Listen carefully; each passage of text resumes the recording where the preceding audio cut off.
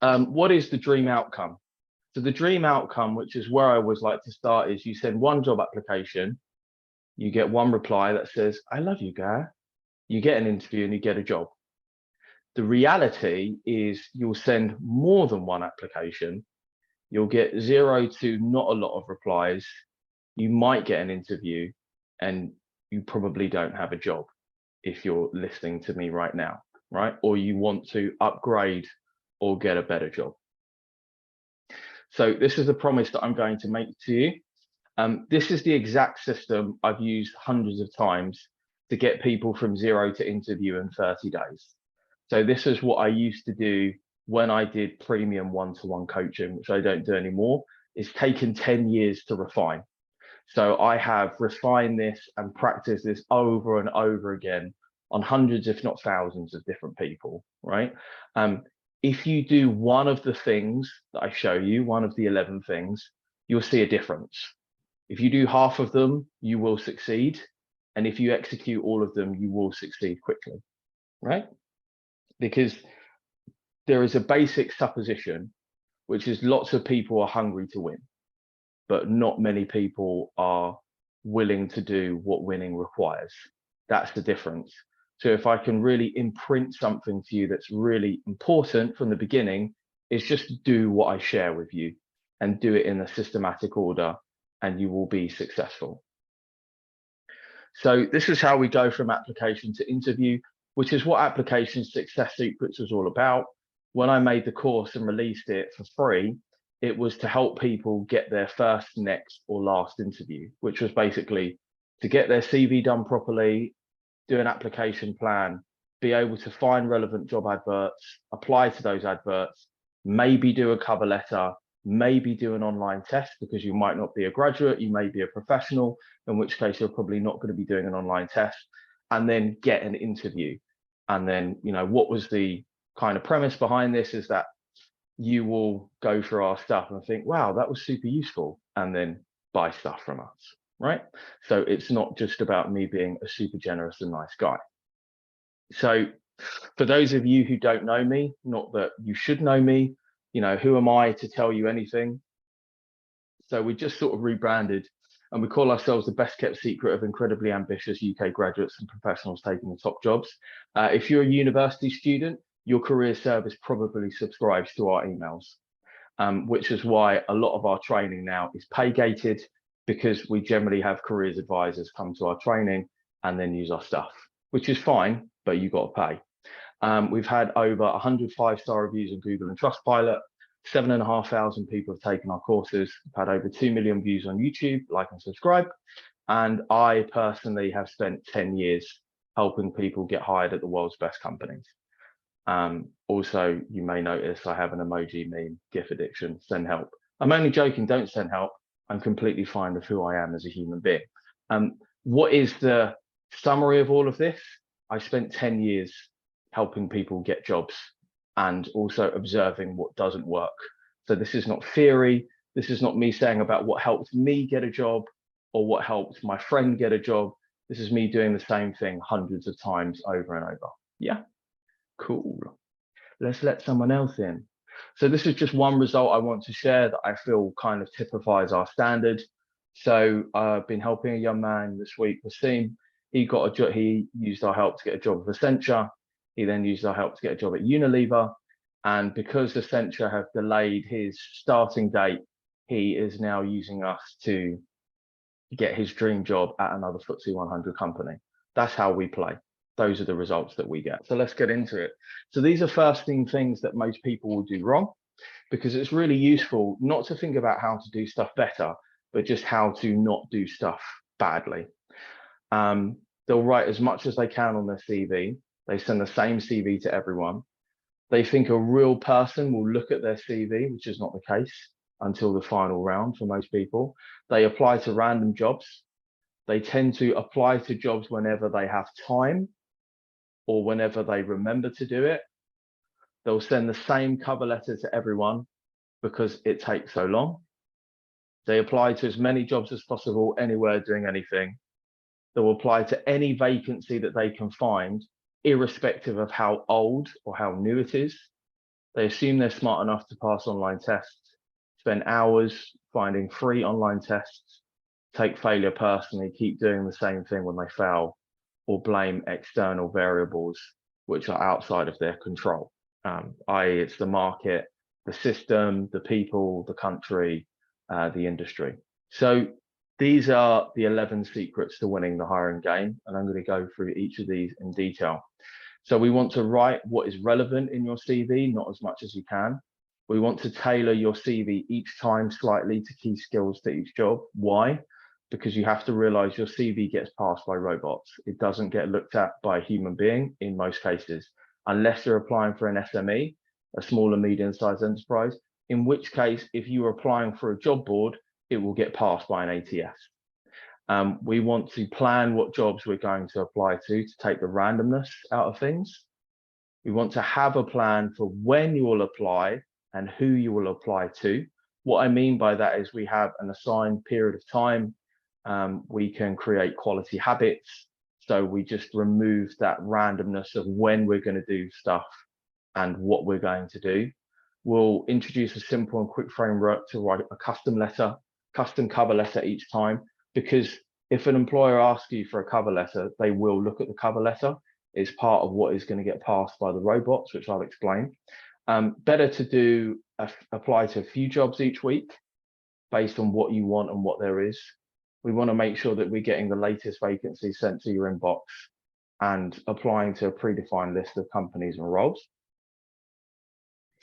Know that online tests are new and practice accordingly. Make no assumptions.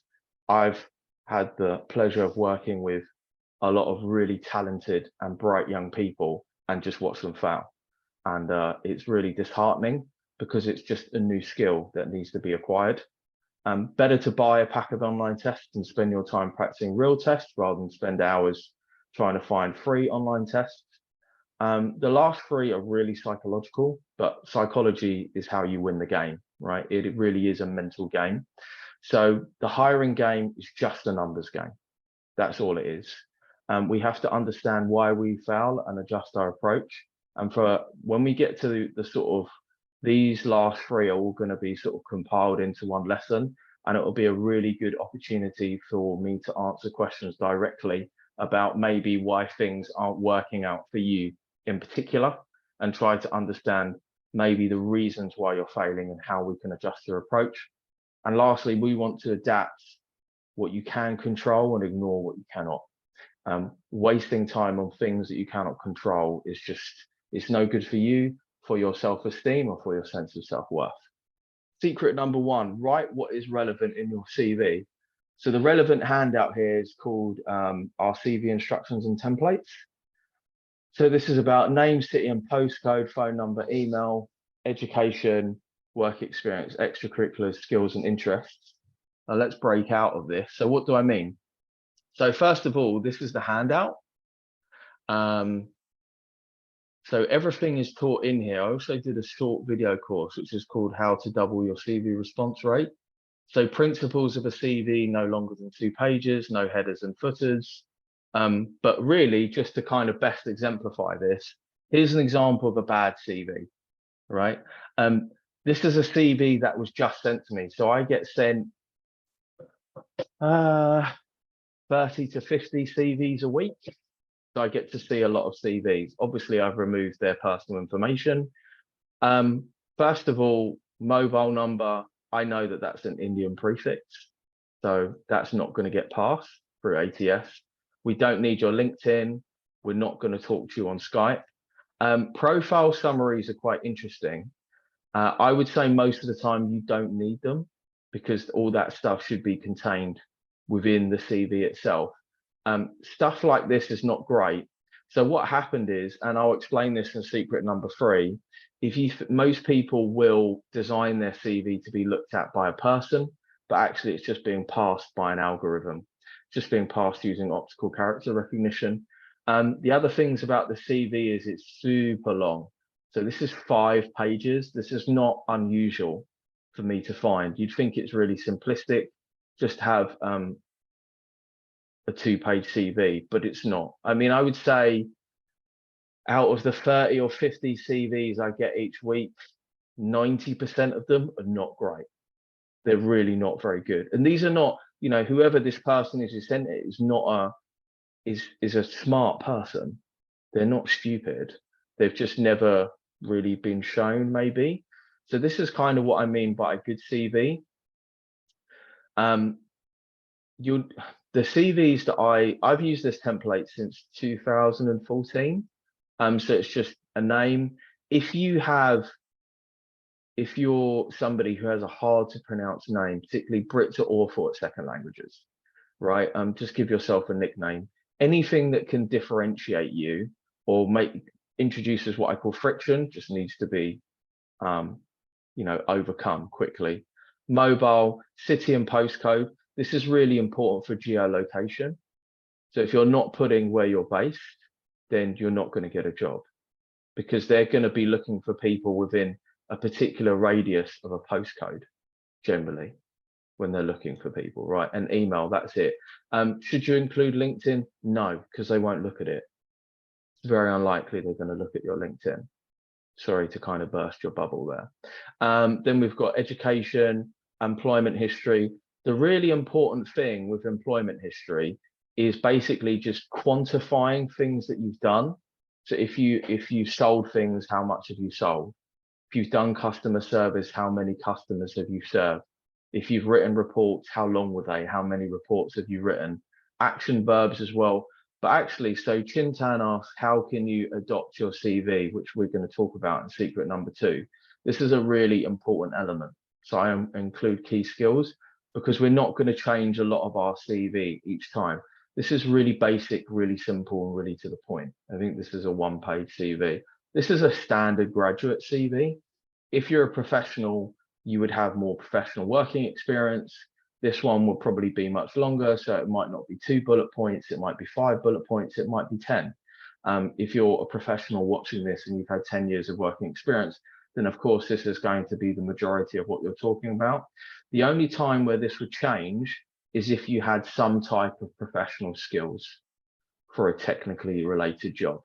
For example, if you were a software engineer, then you would put all of these skills at the top. Yeah, makes sense. Because that is the primary thing that they're looking for with CVs. Does this make sense so far? Yeah.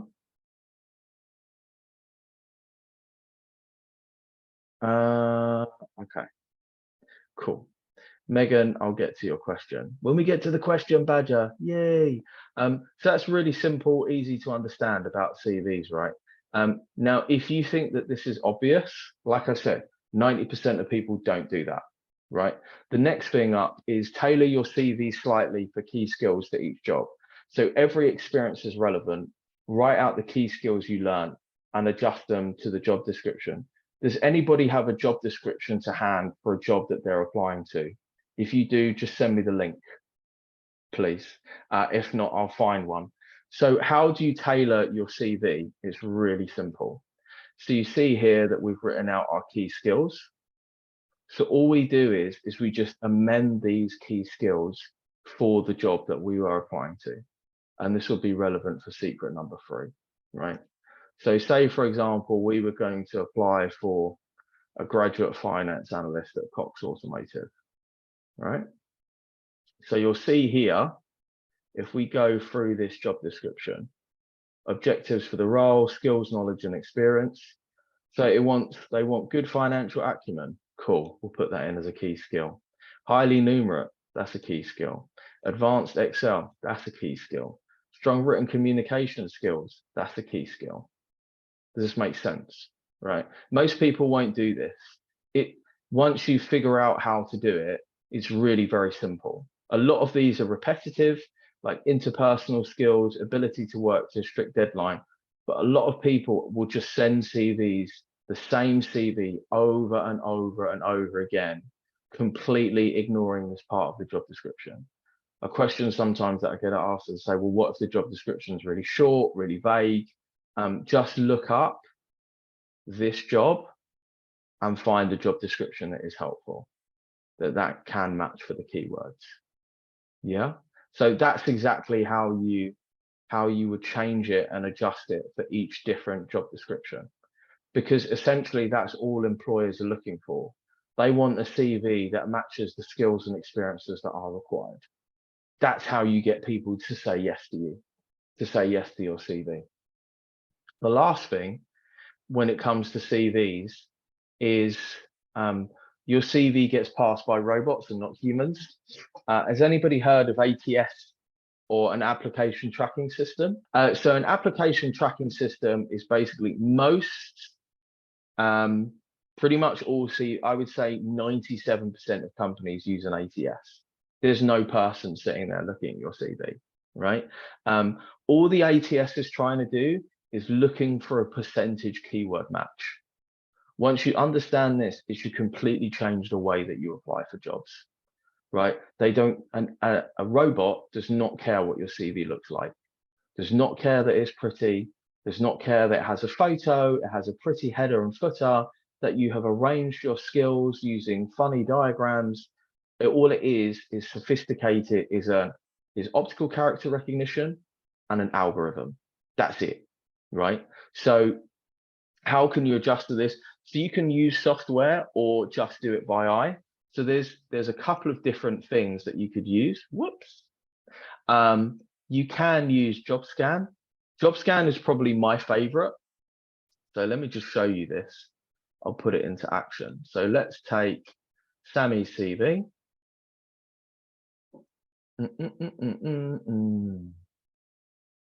And let's take this job just because it's here.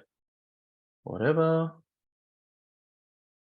So all we want to know is how good a match would we be?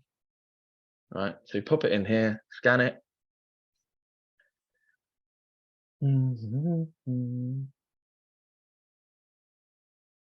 What does it say? So it says it's a low match rate. What we're kind of looking for is a match rate of 50% and above.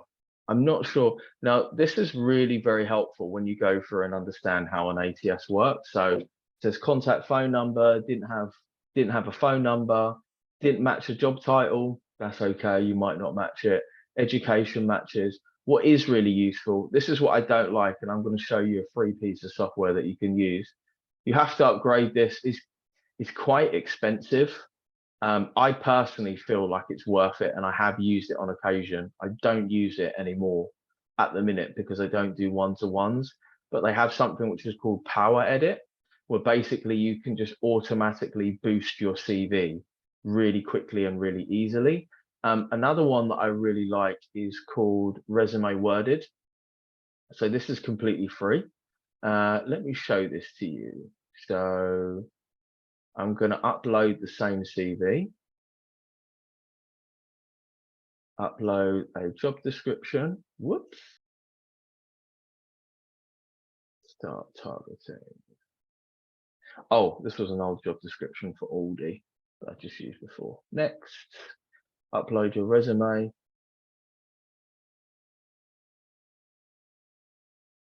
I love this. This is so cool.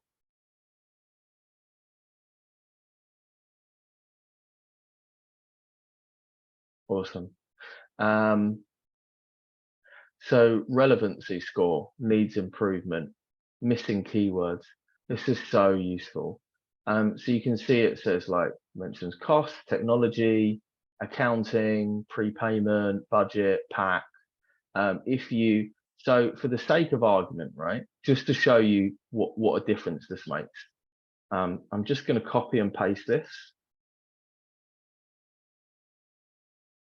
and do something which is known as keyword stuffing, but you shouldn't do this. Going to save this again.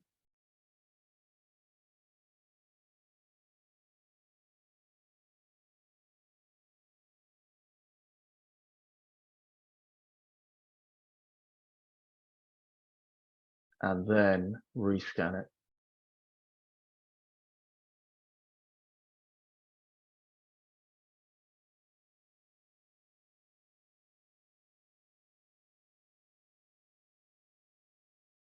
So what did we get before? Like 36? Something like that. What have we got now? 59. That's the difference. That took like 2 minutes. So all you would do in real life is that you would go back to your CV and you might write in, right, where have I learned? Oh, here I learned accounting. Here I learned cost, whatever, right? That's literally all it takes for you to be able to go around an ATS. You can also just do it by eye, but it is slower. Let me put that into the chat. So this is resume. Oh, that was a direct one. So this is resume worded. I think there is a paid version. I've got to be honest with you, I haven't really used it. I guess you could pay for it. I personally don't really see the need. That's completely up to you.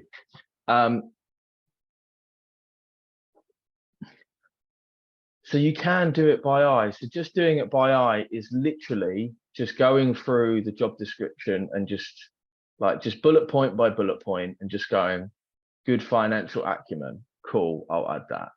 Highly numerate, cool, I'll add that. Advanced Excel, cool, I'll add that.